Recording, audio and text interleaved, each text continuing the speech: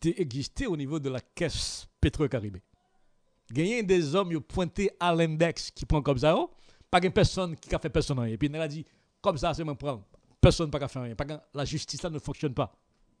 Tu comprends ça? Institution. Mais institution, ce n'est pas seulement les immeubles, c'est des êtres humains. Êtres humains, ça y est, au niveau mental, ils n'ont pas préparé.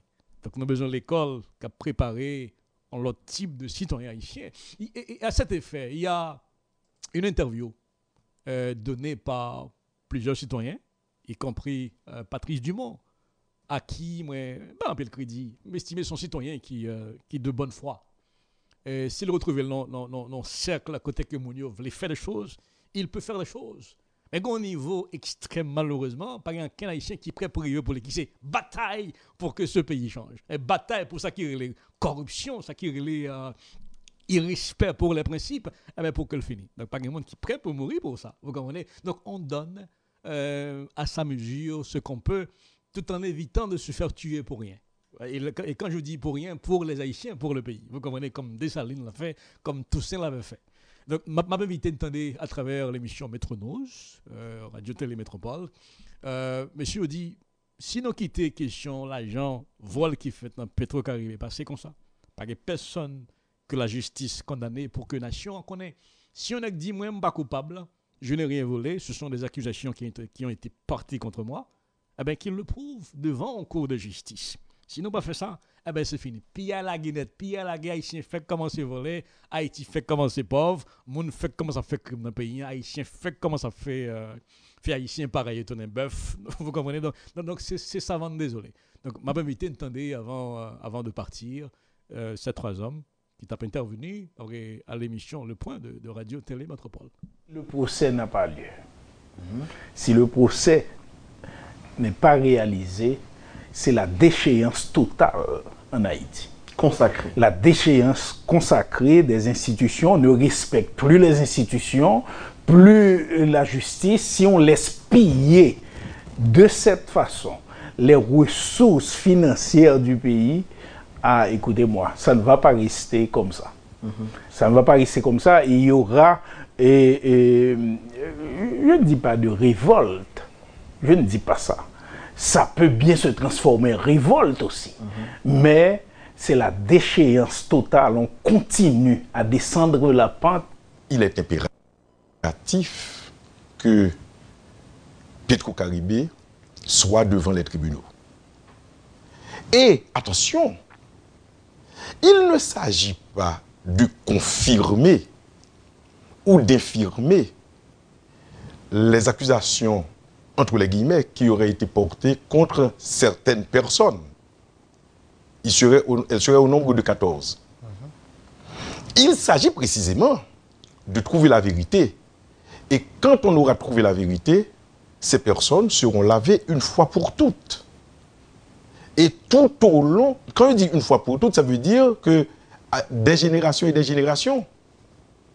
Parce que comment les noms de ces personnalités peuvent-ils être blanchis si on essaie de mettre la chose dans un cimetière qui n'existe pas? On ne peut pas enterrer ce dossier. On ne peut pas. Maintenant, organiser un procès, moi je dis oui, nous sommes face à l'histoire, de toute façon. Et des deux côtés de cette histoire, il y a deux groupes de personnes, je dirais. Ceux qui seraient pour que la lumière soit faite sur la gestion de ces fonds-là, fonds publics, dettes engagées au nom de la République, que nos enfants, nos arrière-petits-enfants vont payer sans doute, si ce n'est pas réglé. Et de l'autre côté, ceux qui voudraient bien voir un procès, peut-être que pour des raisons politiques aussi, pour condamner, pour acculer leurs adversaires politiques. Mais de toute façon, il y a la nécessité de faire la lumière sur cette affaire. Il s'agit de mettre la question de la gestion de ces fonds sur la table de la justice pour que la lumière soit faite. Donc, pour redonner confiance à la population, pour mettre la justice en position de pouvoir s'exprimer correctement, en toute liberté, en toute impartialité, mais il faut qu'il y ait quelque chose. Il faut des exemples forts pour redonner confiance aux citoyens quant à la politique, quant à ceux qui gouvernent le pays. Je crois que c'est de ça qu'il s'agit.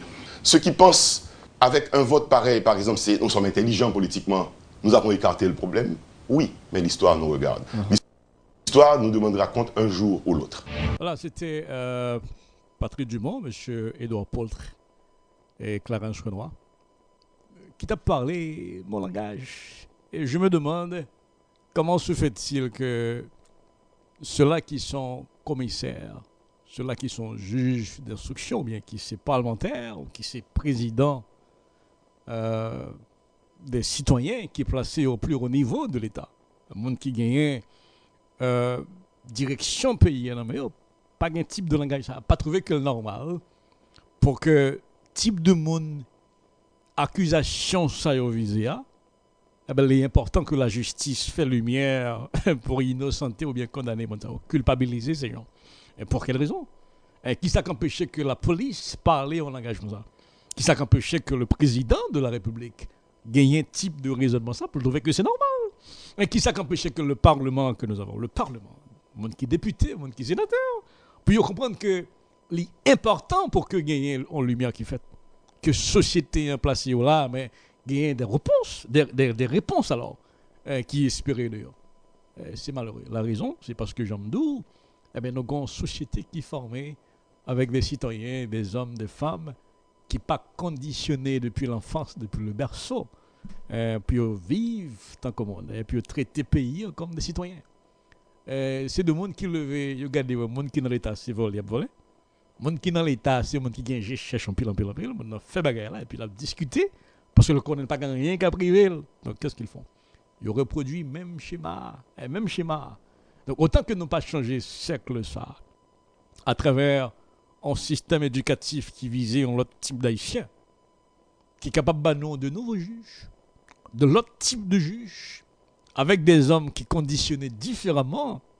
Gens, ça fait dans le pays, côté de monde civilisé. Gens, ça fait en République dominicaine, et ça fait mal au cœur. L'homme obligé de prendre République dominicaine comme exemple, et de l'autre côté de la frontière, c'est bêtiser, bêtiser. En tout cas, c'est la fin de cette émission. Merci à vous qui l'avez suivi. Merci à vous. Merci aussi à mon grand frère, M. Willy Charles, d'avoir été à l'écoute. Nous saluons M. Yves Charles, le grand frère, qui est branché depuis la Floride.